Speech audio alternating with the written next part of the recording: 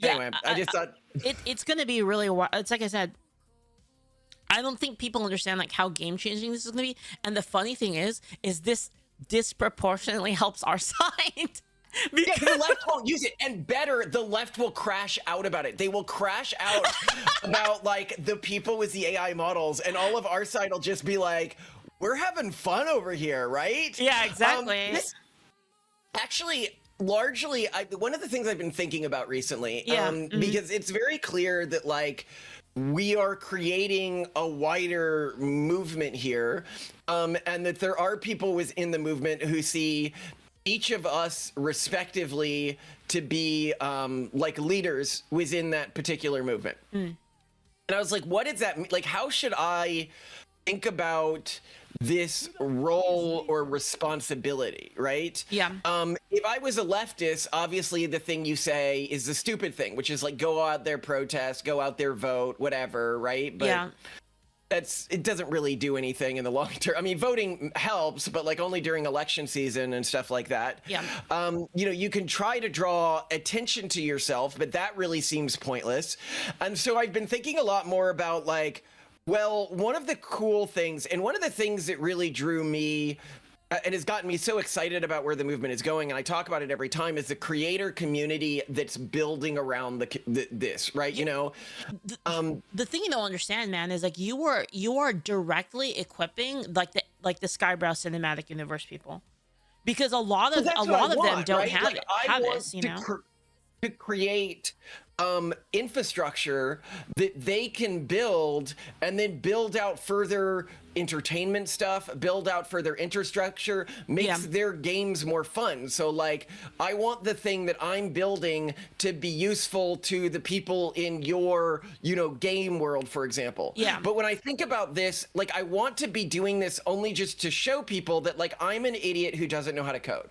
Like, I built all this without any understanding of coding. Yeah. And what I really want to get more into doing is using the various like really cool creators we have in our community to get people excited and motivated to, at step one, you know, just improve their lives, like the way they're approaching life. And I think, you know, you're doing this in your music and stuff like that. Like, you know, your song about like, just get out, like clean up more, exercise more, right?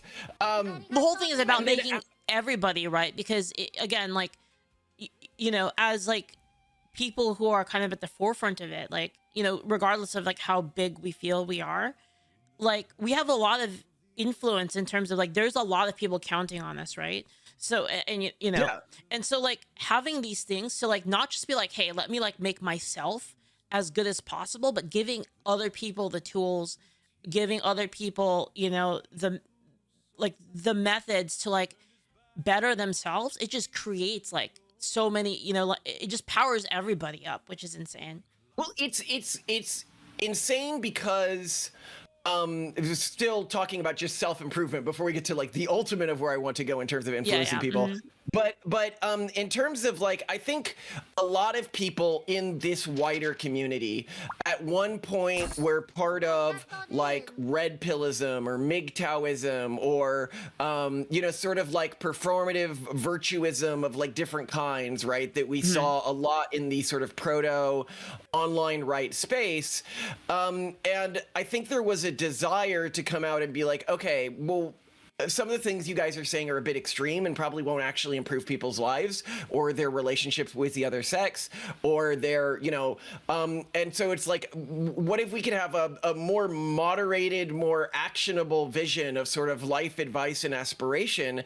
And it's like, okay, well, now we're here. Now we have the audience. Let's act on that. And it's something that I think that you've been acting on very efficiently in your songs. When you read through, people say, oh, they love Malcolm Day. That's nice. When you read people practical utility, people are saying. But yeah, when you read through the comments on a lot of your videos, it's a lot of people being like, you know, I've been meaning to do X forever, and now I'm going to go out and do it. Yeah, that's exactly what I want to see, you know? And then like, again, that like makes us all stronger, right? And it's not even just like every single person, and whether that person goes on, like there's many things that they could be. Like, we all know like our roles in the world. Like, well, we don't know it, but we kind of learn. We all have a part to play in like the big, the big goal. And I think that's what's so cool about like our movement compared to other movements, because the other movements, their goal is like, how do I feel good today? Right? It's like, it's so bad. Right? They were so nice. I'm getting like, I like Malcolm. I love Malcolm. This is cool. And groom, which is important to groom your partner, groom yourself, right? Like you like I've always said, like one of the most toxic things you can say to somebody is like, I love you for who you are, right? It's like I love you for the potential of who you can be if we work together. But one thing that I think is really excited that we've seen is a movement towards like actually beginning to lay out and proliferate like what the life advice stage is outside of just owning the wokes or whatever, right? Because I think for a long time our movement was own the wokes, and now it's okay, here are specific like advice for living. And when I see this advice, I'm not really hearing a lot of bad advice from like the wider members of our community, which is really aspirational to me, because it makes me feel like, oh, like this is finally. It reminds me of my modern understanding of the right. I had this moment where, like, politically, when I'm talking with somebody, I'm not like, well, I like the right today, but X, Y, and Z. I mean, that's the way I always felt back in the day when I was a leftist, right? Like, I was like, well, both parties have some good and some bad. And these days I'm like, look, they may not implement everything exactly the way I want, and they may make compromises to win votes that if in my perfect world we wouldn't have to make, but broadly, I'm really happy with them. And I think the side that we're fighting against is really quite evil. And I don't feel like I need to, but it feels that way outside of just politics now. It feels that way in types of the advice I'm seeing from the other people in the community. We watched your communism video yesterday. The communism one? Yeah, the one about how the communists won. Oh yeah, God, that was scary. But that is, did. Yeah, awful, man. Like it's like, I just gotta say, I just feel like communism is just so fucking evil, man. Like, actually, like, it's so bad. Like, well, yeah, wanting to like make everything intentionally ugly, wanting to make people reliant on psychiatrists, wanting to make people, they're like, well, infiltrate the field of psychiatry and then make people reliant on psychiatrists and tell everyone you can't be mentally healthy without seeing them. And so it's so destructive. I could go so long crashing out about what the field of psychiatry and psychology have become. Yeah. Which was my background, by the way, for people who don't know. I was talking with a documentarian from like a major studio, and they go, Malcolm, you can't just say all this psychologist stuff. You're like, you need to reference this with, and I was like, I am a psychologist. And they're like, what do you mean? Like, you have a degree in it? And I was like, I've been published in peer-reviewed journals. Yes, I have a degree in it, you knob. Oh man, dude. Okay. I'm sorry about that. No, don't worry about it, man. So the next stage that I want to move to is inspiring people to community build infrastructure, right? Whether it is entertainment infrastructure, like we see with the Skybrowse universe, or it's building programs that are going to be useful to the community.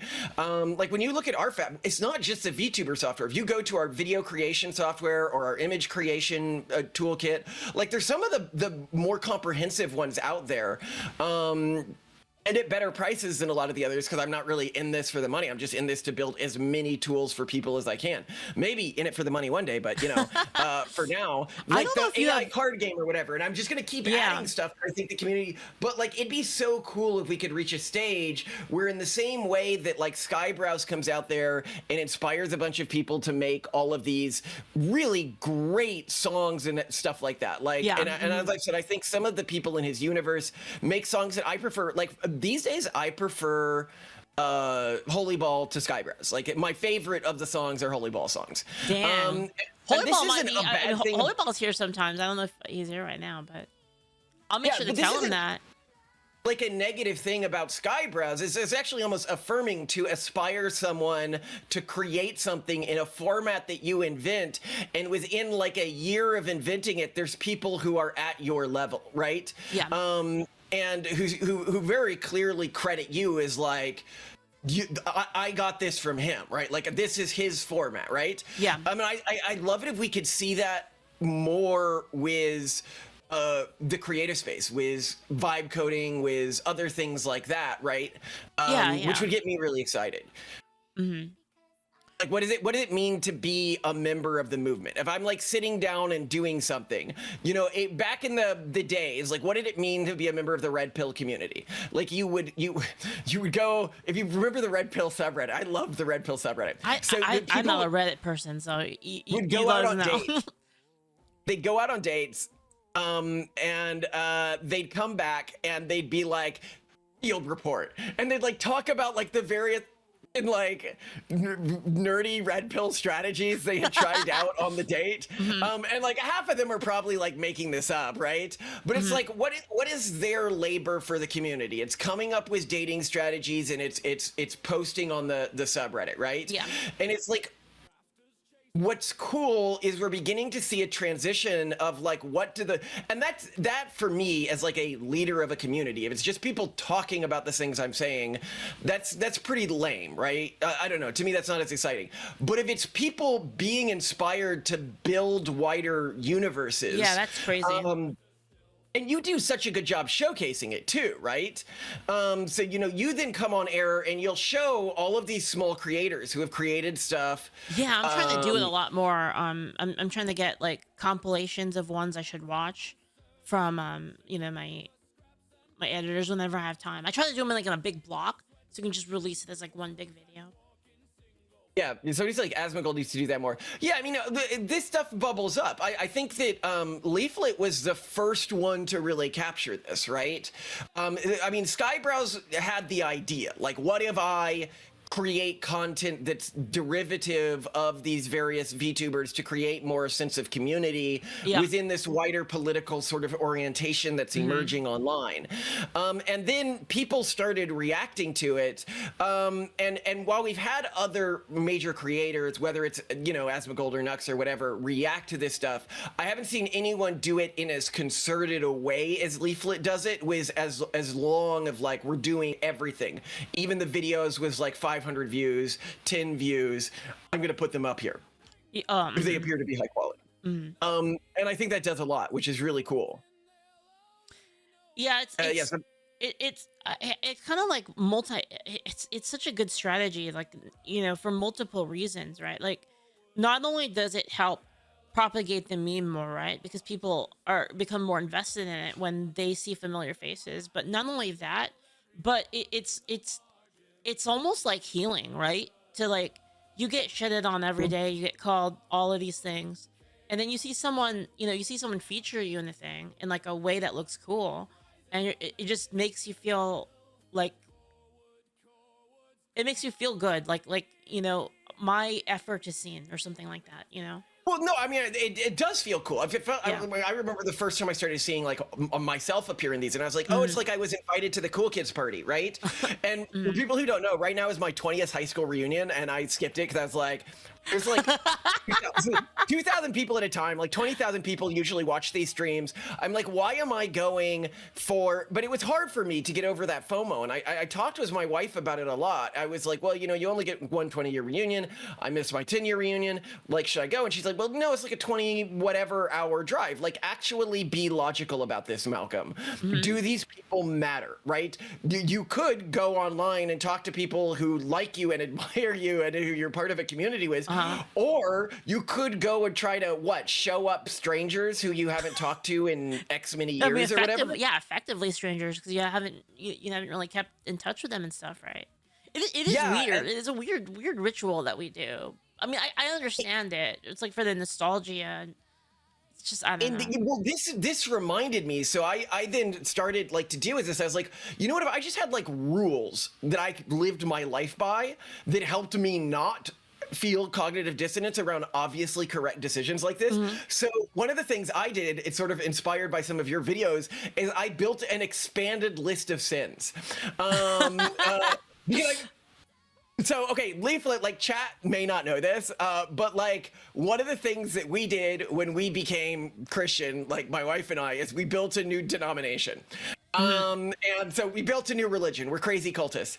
And I've only been recently realizing that like a non-trivial number of people live their lives by it and are making major life decisions around it. And I was like, oh shit, like I better not just do like Bible, you know, like exploration and stuff like that. I got to start like writing things out. I got to start, you know, laying out like, well, this is how we should do this. This is how we should do this. So I got a lot, but this helped me too. Like it even helps ourselves when we go out there and we give advice. Like I'm sure the video you made about like getting up, cleaning yourself up, you know, taking more, it probably helped you a lot too. Oh yeah. Yeah. I mean, the reason I made that is because that is like, it comes from a real place, right? Like I was that for a while. Did I tell you about this? Like I was like, it was bad. In my worst point in my life, my hair was a ball on the back of my head because it was so knotted. I was eating Chef Boyardee raviolis out of a can and I hadn't showered in a month. Like it was bad. Like it was like so bad. Yeah, like literally like popping open a can of Chef Boyardee in my room and just scooping it out with my fingers and eating it. Like it was bad. And like so it kind of like I understand it. You know, I understand it. But what I've come to understand is that phase is pointless. You know what I mean? Like it's pointless. It's you put yourself in it and like you find comfort. I don't care anymore, whatever. Right. But well, then I mean, like, for example, one of the sins that we laid out here is sort of indulgent rumination. Like there's no point to indulgent rumination. Now, when we talk about this in the context of Christianity, you know, if you go to the Old Testament, like there's rules about how to sell your daughter into slavery. And by the time you get to the New Testament, like that sort of morality doesn't seem to work. But the reason why you need these different moral frameworks is because people change over time. Society changes over time. And the rules that you give to a person to improve the quality of life of humans who are receiving a message is going to change over time.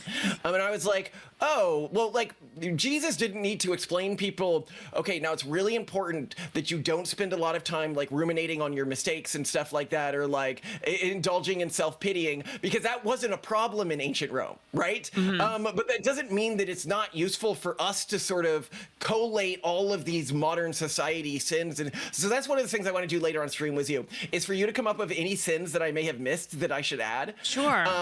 So I can be like, okay, here are good things to sort of make a general rule. Like the one that helped me get out of the going to the school thing is I was like, do not do things just because it's a social expectation. Like if it is neither moving your goals forwards or makes you happy, it's sinful. Like going to your graduation ceremony, if that's not useful to you, if it's not making the people who like paid for your school happy, don't fucking go. It's like a waste of time, basically. You're just wasting time that you could be like driving things forward that are your goals, your actual goals.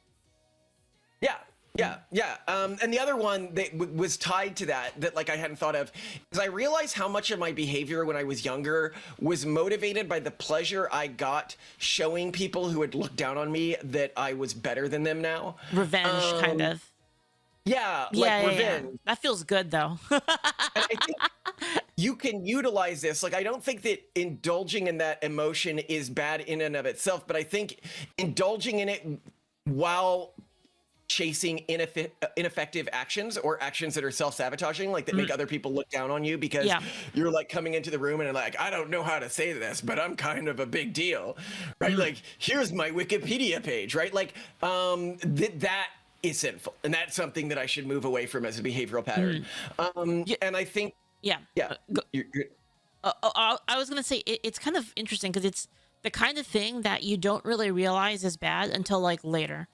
Right. So like while you're doing it, it's like you don't really understand it. Like for instance, like there was this time I got like big revenge on somebody, and like you don't notice it. Like you're kind of consumed by the idea of it, and you're just like you feel wronged, and you're like, this is justice, right? And sometimes justice is important, but when you get to the end of it, like at least for me, when I got to the end of it, and it was over, it was like, man, look at all that time I wasted on that. Yeah. You know? Revenging takes time. It's very fun. Somebody said Jesus said worry not, which is true. And what you'll notice, like when I began to construct this list of like, okay, what are all the sins that are like very useful? And then I went back to the Bible. I found a lot of these sins very clearly delineated in the Bible. Like, you know, do not go out there and try to show everyone how pious you are. Like that's a really, that sin is listed like literally right after adultery. And yet we forget the don't go out there and go overboards with showing everyone how pious you are thing, right? Dude, that happens so much. That one's crazy. Especially that's one that our side suffers from a lot. Oh no, absolutely, right? Like, and I think that one of the problems is we have these sins that are very cogent, like top of mind, right? Like the 7 deadly sins and stuff like that. Yeah. And I think that some of us just go so extreme with fighting those sins without thinking about, no, it's not about maximally fighting what those individual sins to such extremes that I'm never alone in a room with a woman or something like that.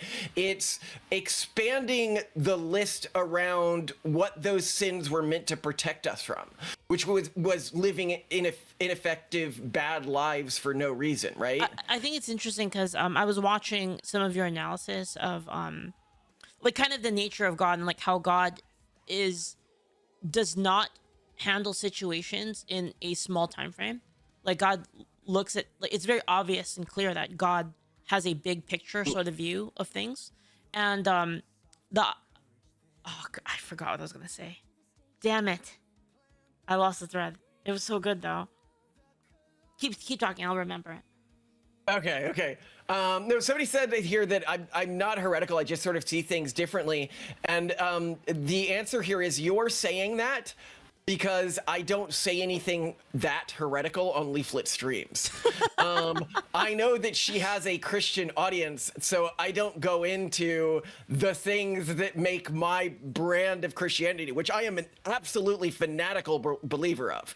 Well, okay. But like, I can kind of, so I haven't like seen all of it yet, but like from what I've seen, a lot of it is just basically trying to discern the truth behind certain like there'd be like an action that like kind of contradicts like what you would think would be the proper move that God would make.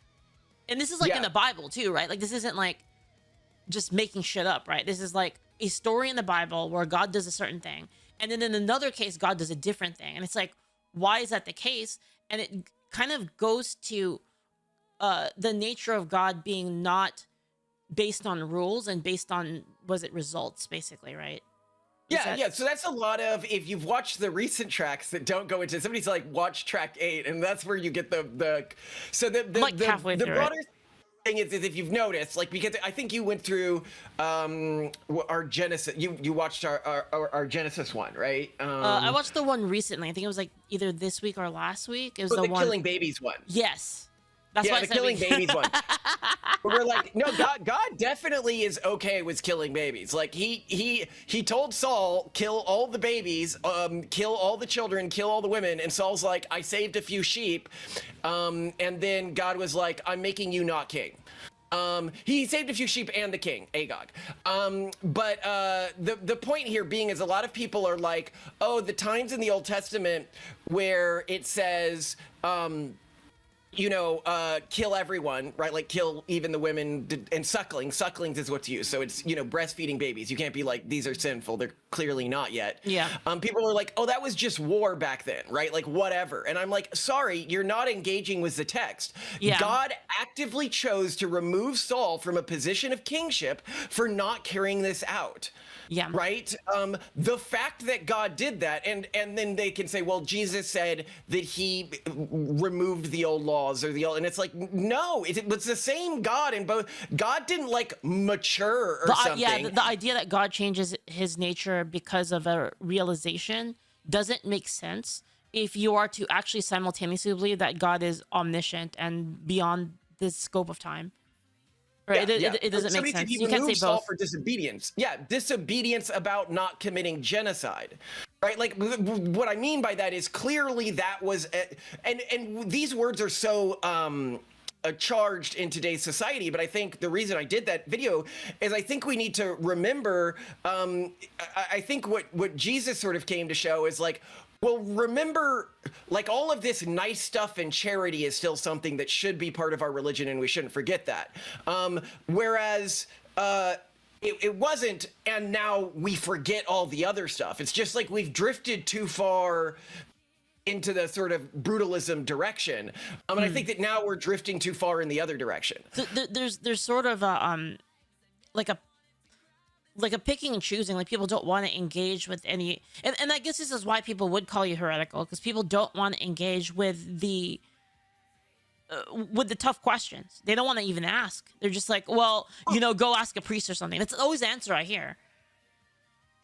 Somebody's like, I'm a Christian. I don't see hentai and porn as adultery as long as it doesn't get.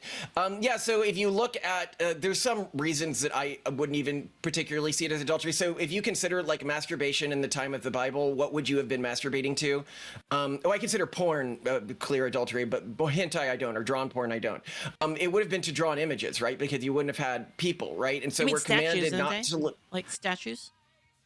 Yeah, statues and stuff, but we're commanded not to look at other women with lust. Like, why does the Bible never once say don't masturbate, right? Like, it could easily say that. The line that people use to say it says don't do that is the one where the guy doesn't consummate his Levite marriage, which is just an absolutely horrifying thing to do. That's not really a case of adultery.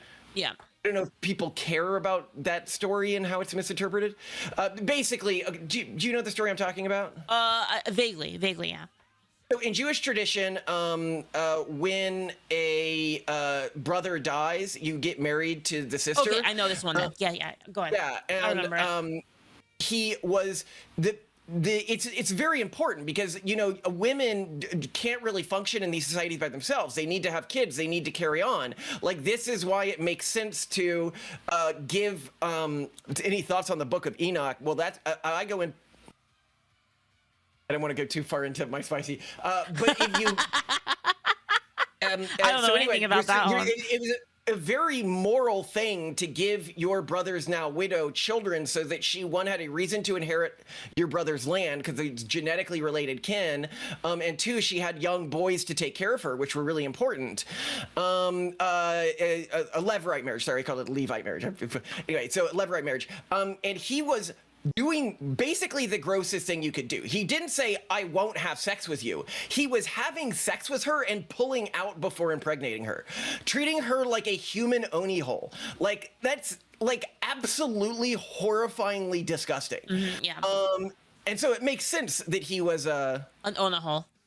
He means ona hole. Chat. They're confused. Sorry, I don't know all the words of all the sex toys. Okay, guys.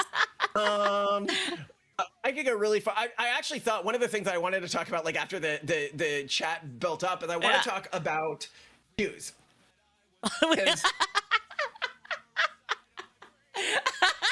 No, it's I want to talk about Jews not in like a modern context. I actually want to talk about historic Jews.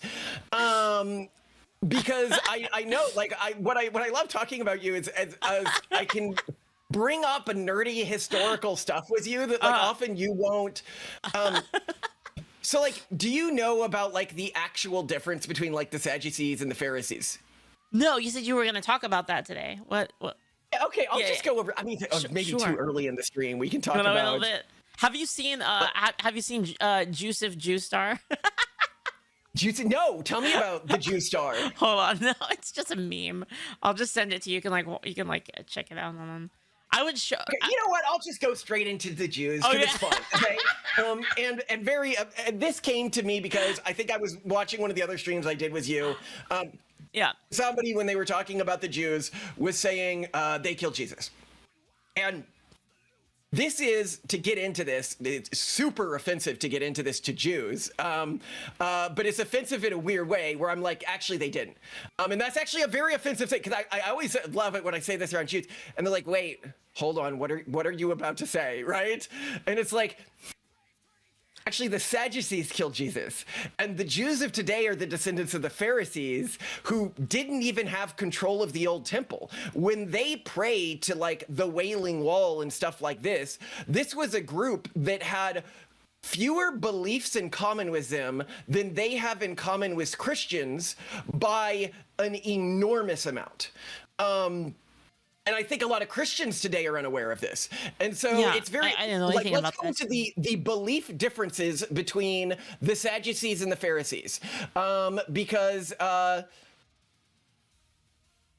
that is a fun one to go into here. And a lot of Jews don't like it because they want to believe in the, you know, in the continuity and everything like that. And when I point out that it's actually an evolving religion. So if we go into the Pharisees, this is a group that ended up evolving into modern Judaism, okay?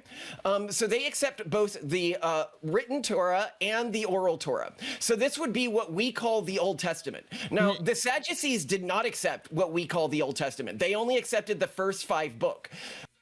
They stop basically at the end of the Moses stories. They believe that the oral Torah applied to every day. They believe different beliefs. So if you're talking about the different beliefs in the afterlives, the Pharisees believed in resurrection of the dead at a future judgment. You know, when we say we're going to be, this is something Christians also believe in, right? The Sadducees denied the resurrection of the dead and also did not believe in a meaningful afterlife. They also didn't believe in angels or spirits. Again, can you begin to see what I'm saying when I'm saying that the Pharisees had more in common with the group that became the Christians? What do they believe happens? Like what's the afterlife like for them? They thought it wasn't important. Oh, they just like don't care basically. Yeah, don't care basically. All right. And they lived in an extremely tiered society as well. One of the things that I think often, I was talking to a Jewish friend recently, and I was like, I made fun of groups that lived in caste systems, and I was like, oh my God, I'm sorry, I didn't mean to. And he looked at me very confused, like he didn't realize that Jews have a caste system based on birth. And I was like, you're aware of like the Levite differentiation, right? Like, I don't know anything about Jews. I'm gonna be real. Oh, okay. So Jews even today have a sort of like a deep shadow of a caste system. It doesn't really matter that much in the average Jewish person's life anymore. Here we're talking about the, sorry, I'm pulling up to make sure I don't get the terms wrong, names wrong here, because I went over this a bit right beforehand. I want to say it's the Levites. Yeah, the Levites. So only the Jews born to certain parents can take on the full priest roles. And this was much bigger in the time of the Sadducees and the Pharisees. And so the Pharisees was basically made up of a separated caste that all the other Jews had to give their money to through temple donations. And they would take on all the temple roles and everything like that, and lived a very different life than the average Jewish person would have lived at those times. So when we're talking about the temple or something like that, and the people who are like the Jews who are worshiping for the return of the temple, it was a period of sort of huge sort of genetic based discrimination, you could almost say, was in their society, sort of like the return of their old masters. Now, obviously, pretty much everyone in the Levites today follows the rabbinic, sorry, not pretty much, literally everyone follows the rabbinic tradition today, which is descended from the Pharisees. But yeah, that's another fun one. Is somebody here was talking about because we were talking about the genocide that God commanded of Saul, and one of the fun things about this is you could say, because people are like, well, that's just the way war was done back then and everything like that. And it's like, well, God could have told them to like raise the infants as their own or something like that at the very least. Doesn't he do that in other cases? Like there, I think it was in your video, right? That there were separate cases in which the commandment was different. Yeah, in other cases, that you were still commanded to kill any of the sucklings or the babies, but you could marry any woman who was still a virgin. Those were the more lenient cases that we see. That was the I forget the name of the people, but M-I-N it started with. But anyway, but I think the reason why God didn't do that right, is because God isn't a blank slatist. And this is why I bring up this story again. God is like, no, you can't just take somebody from anywhere in the world and put them in any society and think it's going to work out exactly as if they had been from that society historically. Mm-hmm. Midianites, yeah, that's who it was. You could marry the Midianite women. But this caused a lot of problems in Jewish society, and they complain about this all throughout what we call the Old Testament. Is like, oh, well, people's wives are leading them astray when they marry into these women of the conquered territories. I see. Mm-hmm. I mean, it got so bad that they, in the temple itself, so in the Josiah reforms, there were statues of other gods in the temple. Oh, geez. Yeah, that's interesting. So in the Josiah reforms, they came in and they removed all of the other statues. And one of the things that a lot of people don't realize, because I've heard Catholics use this argument to me about, I'm extremely strong anti-idolatry. Like, I'm like, no, you do not worship through anything else. You know, it's directly to God, no intermediary. Mm-hmm. And they the snake staff of Moses. Sorry, am I getting too nerdy about like theology? No. This is I really like it. It's really interesting. Yeah. Yeah. Okay. So anyway, the snake staff of Moses was this staff that was used to like kill venomous snakes. But anyway, it ended up because they're like, look, God clearly is okay with you venerating him through objects because of the snake staff of Moses, right? Yeah. But actually, what we know is that the snake staff of Moses was put in the temple. And during the Josiah reforms, when they took out the other God statues and smashed them from the temple, one of the things they took out was the snake staff of Moses. Like they destroyed it? They destroyed it, yeah, because people were attempting to worship God through an intermediary thing, through a item that and this is why it's like I mean a magic this is where item. Yeah, on your show and on stream, I never get into my controversial beliefs, so I will not go how far anti-idolatry I am. Where I'm like, those, no music, no art, burn it all down. I mean, it's interesting to think about, like, why we have these rules, and like, I guess I feel like a lot of it's like I said earlier, a lot of religious people don't even want to think about it. Like, it almost feels like it's taboo to at all think about what is the meaning of any of these things. Like, you just listen to what you're told and shut up, you know? And I think that's probably why you would get called that. Like, yeah, well, no, and I mean, I think that it's important to understand the reason for these rules. Like, Muslims claim that they're really strong against iconoclasm, right? Like, they're like, oh, look, no pictures of Muhammad, you know, we're so big on this, right? Like, and you walk into one of their mosques, and I'm like, it's freaking gold everywhere, right? Look at the amount of time that went into this art, and they're like, oh, it's geometric shapes, that doesn't count, right? Because it's not a human. And I was like, no, the point of the no iconoclasm stuff is so that is so that you don't end up focusing on things that are not important. When a temple takes in money or jewels or gemstones and then doesn't use them to improve the quality of the lives of the people, but to affirm their own greatness, that leads to huge negative social repercussions for the entire society. Because then people begin to use all the jewels and gemstones that they've accumulated to show power, and they use that to affirm their position. Mm-hmm.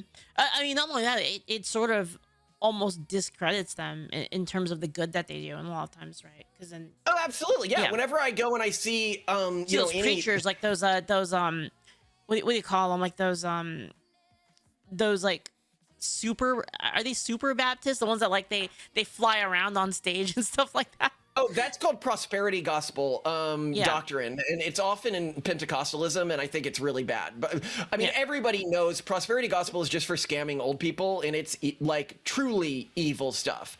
It might even be as evil as progressivism. How about communism? Literally a direct inversion of Christianity, right? Well, because I think the reason it's more evil, people are like, bro, he's married. Yeah, I'm super married. I'm like the most married person that's ever been married. If my wife died and I didn't have kids, I would 100% just take my own life. But I have kids, so I've got to deal with it. And like I don't care that it's bad. It's like I'm just very into my wife. She's the best. She's so awesome. I was talking to her yesterday. About I don't know why somebody said that, but probably somebody said that they like think I'm flirty. No, like I want Leaflit to get a boyfriend. I've said this before. Like that's my campaign. Is to get Leaflit an awesome guy. I'm working on it. I want my kids to have sex with her kids, right? Like my kids need people to breed with, right? Not many sane people are having kids. But okay, one of the things I was going to talk about is, do you know what the Muslims say about Jesus and his death? Which I think is really cool because I only learned this recently. Go ahead. What was it? Okay, so you know a lot of atheists, they'll come out there and they'll be like, oh, like we don't even know if Jesus was a person, much less that he like died and was revived and stuff like that, right? Yeah. I'm like, actually, we have a lot of historic accounts from the period that we can use to affirm this. But Muslims specifically, like if they wanted to say that Jesus like wasn't the true Messiah, they could have come up with a lot of stories for why that's the case. And the story that they came up with for why that isn't the case is that Jesus secretly went to his followers and said, will one of you replace me on the cross? And then one of them begged 3 times to replace him. And he then like transformed the guy's face to look more like not Leaflit, Jesus. And then he ended up replacing him on the cross. But what's really funny about this story is it basically shows that the 2 things Muslims didn't want to deny is that it was widely reported that Jesus was seen after he was supposedly crucified and that he was crucified, right? They're just like, it was a bait and switch. What? They're saying it was a bait and switch, basically. Yeah, they're saying it was a bait and switch. But what it shows is what they didn't want to deny, right? Yeah. They showed, oh, it would look silly if we say that, like, Jesus wasn't crucified. Or that he wasn't a person. Or that he... and this comes the other one of that for me is one of the most faith-affirming miracles. I didn't get all Christian-y on this one. Go ahead. I didn't know this growing up. No Christian had ever come at me with this growing up. Because Christians, when I was an atheist, they would all come to me and be like, well, don't you know it says that like Jesus did these miracles in the Bible? And I look at it and I'm like, yeah, but like his followers wrote that, right? Like, yeah. I can't believe that, right? Like I would need it affirmed by some sort of a third party source, right? Yeah. So I found that to be really like unimpressive. And then they're like, well, don't you know that like everyone in his area believed that he was like the direct son of God and a deity. And I'm like, actually, that's not true. The Christian groups that ended up believing that were the groups that moved, mostly like the ones in Rome and Egypt.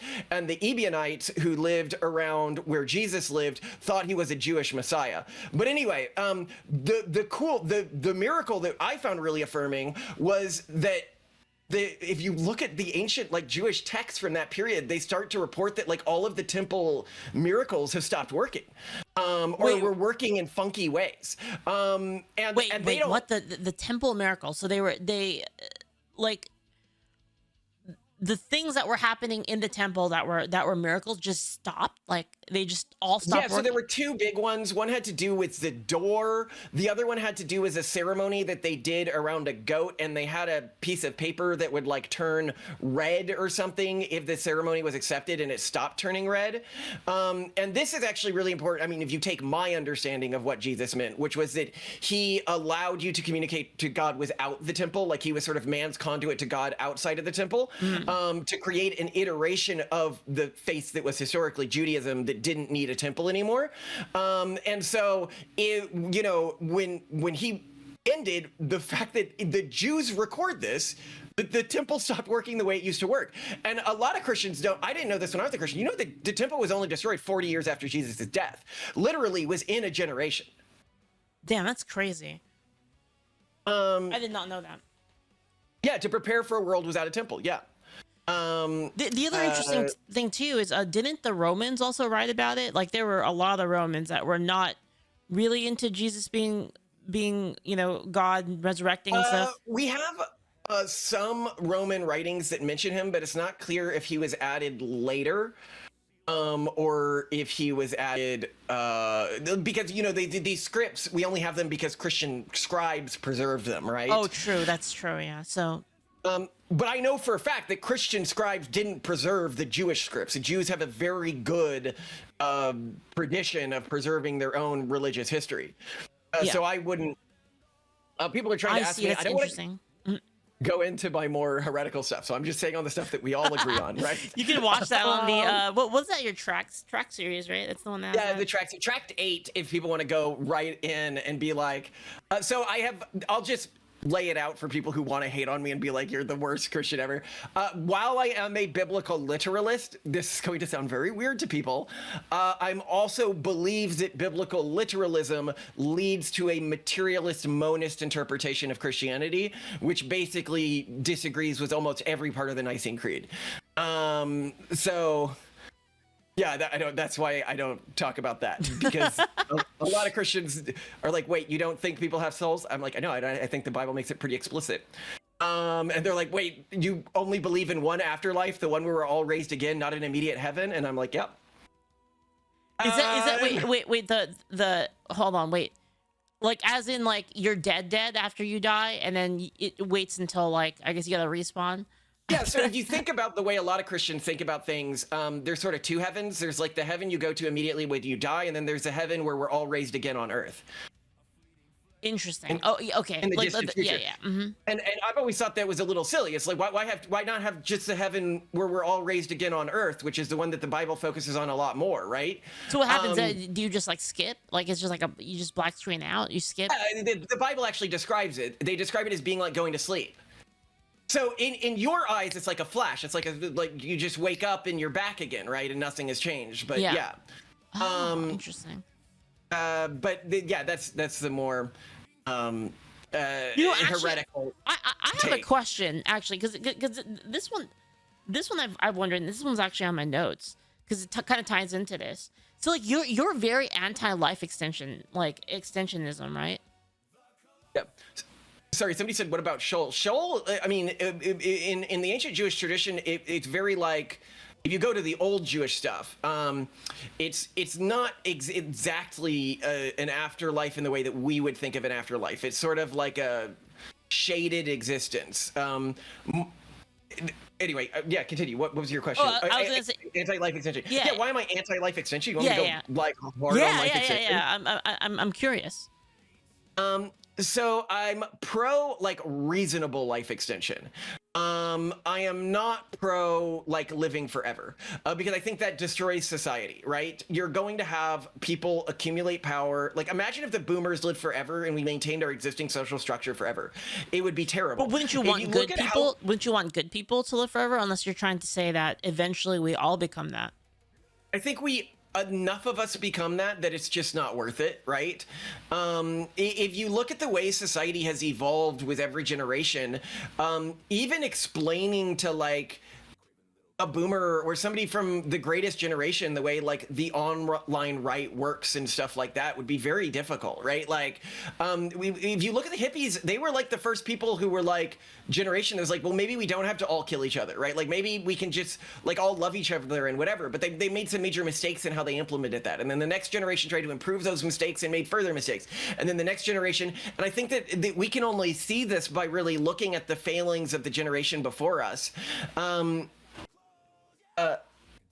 Sorry, I'm just making sure that I'm seeing. Do you have the Rumble chat, by the way? There's also Rumble now. Yeah, you should add me to that. Yeah. Yeah. Oh, give me a second. Your thing's gonna be. Can you see me? Oh yeah. So anyway, yeah, the hippies were they became boomers. But anyway, so every generation we sort of improve our conceptualization, and what you really get to do as a human being is you get to choose the human because we're all born with like prejudices and stuff like that that come up from what. I sent you the link on Discord for they the come Rumble from our chat. childhood, and then as adults, we get to say, okay, I get to choose whatever human I want to, like my favorite human on Earth, and combine my genes with theirs, because presumably they have a bunch of fixes to my like flaws that I don't have, and then I get to give those people whatever childhood I would desire, right? And then that person gets to do the incredibly awesome thing of saying, okay, Dad, what do you believe about the world? And then they think about it and they go, yeah, some of that stuff was pretty stupid. You know, and that is a really powerful mechanism for society to update. And then if you look at like even the benefits of living forever, they're not that big. So suppose I actually did live forever, right? I lived, let's say, 1,000 years, right? Mm-hmm. The iteration of me that existed in 1,000 years, one of two things could happen. Like one is I largely stayed who I am today. Yeah. At which point, what was the point of me living forever, right? If you're not developing as a human being, I think life doesn't have meaning. Well, what if that development is beyond yourself, right? Like, right. Well, go ahead. What do you mean by that? Like, what if that development is like the work that you could do to advance humanity, right? So like, let's say that, for instance, you were, you know, like a top rocket scientist. You were like one of the best. Like, wouldn't your continued existence actually benefit all of humanity? Like, couldn't your mission be not your life and bettering yourself, but bettering like the lives of other people through your own abilities that other people don't have? Well, so if we look at even the smartest people in human history, by the time they were older, they ended up holding back their fields. Like Einstein famously hugely held back the field of physics because he just refused to believe particle physics. I think it was particle or quantum physics, or one of the major physical things that we now know is true. People get old even when they're the best in the world, and then they begin to defend whatever it is that the norms that they created, whether that's in rocketry or anything else. Are we incapable are we incapable of like kind of breaking that chain and like, you know, like, is there a way that we can evolve as humanity? The point I'm going to make is there's no reason to break it. So to get back to what I was saying, so if you live 1,000 years, either you're basically the same person, so there was no point in living 1,000 years, or you continue to develop as a human being over 1,000 years. If I continue to develop as a human being over 1,000 years, as much as I have over the past 20 years, the me that exists in 1,000 years isn't going to be any psychologically closer to me than one of my distant descendants that lived 1,000 years from now, right? And so at that point, it's like, what's the point? Why not just have a bunch of kids? But I mean, couldn't you do both? Because then you could have all of your experience, like the capability of using all of your experience, all of your knowledge to better benefit humanity, as long as you don't fall into that trap, right? You can still keep having kids as well. Well, I mean, I'll be clear, right? Like, as long as the technology exists and I can afford it, I'm going to use it. I will use whatever meta gives my people the biggest advantage. Yeah. Me staying alive longer and in my kid's life longer, if other people are doing that. Now, I basically, I think it's going to turn out to cause problems for society, but I'm not, I want my people to win, right? Like, the techno-Puritans, I want them to conquer the stars. I want my people to conquer the solar system, right? And that's an expanded group. I don't mean just like my people genetically or something like that. I mean like my wider tribe. And by being a soldier within that movement, I help advance it. You know, I'm thinking about it, and actually, it would be a huge disadvantage to us, immortality, for our side, specifically. Because the other, you know, the Quangos, the you know, liberal communist people, they don't really reproduce in any way other than infection. So they have to infect the children of other groups. So if they live forever, then that puts us at a disadvantage because we have the ability to reproduce. Yeah, I mean, I want to, I do want a Warhammer 40K future, but I want one that's more like the Emperor's Creed than what it turns into. Like techno-Puritanism is actually not that different from the Emperor's Creed in Warhammer. They would literally turn into actual like what do you call it, the Eldar space whores, right? Like that's what they would turn into, the leftists. Yeah, well, I mean, okay, by the way, if you want to talk about Warhammer 40K, one of the things I'm pointing out is when you read the the Old Testament, when it's talking about man, all over the place, it uses the term sons of man. It's a really weird word to use for humanity when you're talking about the destined future of humanity, right? So like, who are the sons of man? We argue that the sons of man is the term because, okay, suppose that humanity continues to develop and we have to genetically modify ourselves for different planets, for long-term space travel. You're going to have a bunch of genetic variants of man. You also have AI, which is a human intelligence, which is only going to continue to advance and eventually will be integrated with humans. So I think within 100 to 200 years, we're going to have many varieties of humans. And I think that this is what the sons of man is. And sort of, at least within our religious framework, we believe you have a religious duty to the protection of all of the sons of man, which is any intelligence which is downstream of Terran technology, be that AI, uplifted animals, and humans, and genetic augmented individuals. Cat girls and bunny girls. Cat girls and bunny girls. Rights for cat girls and bunny girls.